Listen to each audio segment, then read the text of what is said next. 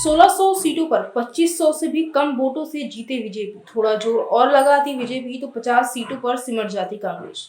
नमस्कार, मैं माही नोफिकर न्यूज में आप सभी का स्वागत करती हूँ। संवाददाता किशोर कुशवाहा के मध्य प्रदेश विधानसभा चुनाव के नतीजों में भारतीय जनता पार्टी को बम्पर बहुमत मिली। 230 विधानसभा सीटों में से बीजेपी ने 163 अपने नाम कर ली और एक बार फिर सत्ता में वापसी का ऐलान कर दिया है। वहीं कांग्रेस पार्टी सिर्फ 66 सीटों पर सिमट कर रह गई। इनमें से भी 16 सीटें ऐसी रहीं जहां कांग्रेस की जीत का 2500 वोट से भी कम रहा। यानी अगर इस सीटों पर बीजेपी थोड़ा जोर और लगा देती तो मध्य प्रदेश विधानसभा चुनाव के नतीजों में कांग्रेस अर्धशतक का आंकड़ा भी न छू पाती। इनमें से भी 9 सीटें ऐसी थी जहां कांग्रेस पार्टी के उम्मीदवार 1000 से भी कम वोटों से जीते। वाराणसी में कांग्रेस पार्टी सिर्फ 1003 वोट से जीती, यानी 4 वोट और कम हो जाते तो 1000 से भी कम वोटों से जीती जाने वाली सीट का आंकड़ा 10 तक पहुंच जाता।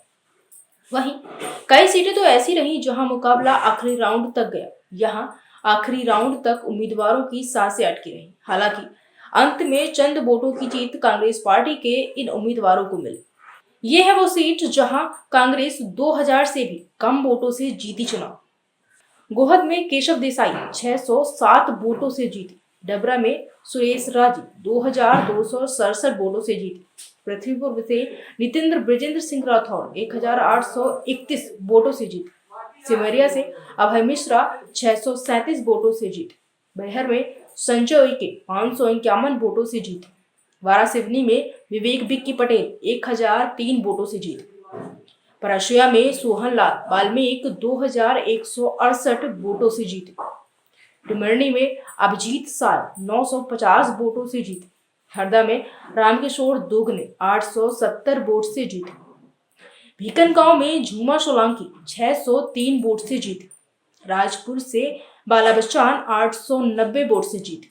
थंदाला में वीर सिंह भूरिया 1340 वोटों से जीते। मनावर में हीरालाल अलावा 708 वोट से जीते। माहिदपुर में दिनेश जैन बोस महज 290 वोट से जीते। दराना से महेश परमार 2183 वोट से जीते। मंदसौर से विपिन जैन 2049 वोट से जीते। फिलहाल इस खबर में इतने। आगे देखते रहें नोफिकर न्यूज।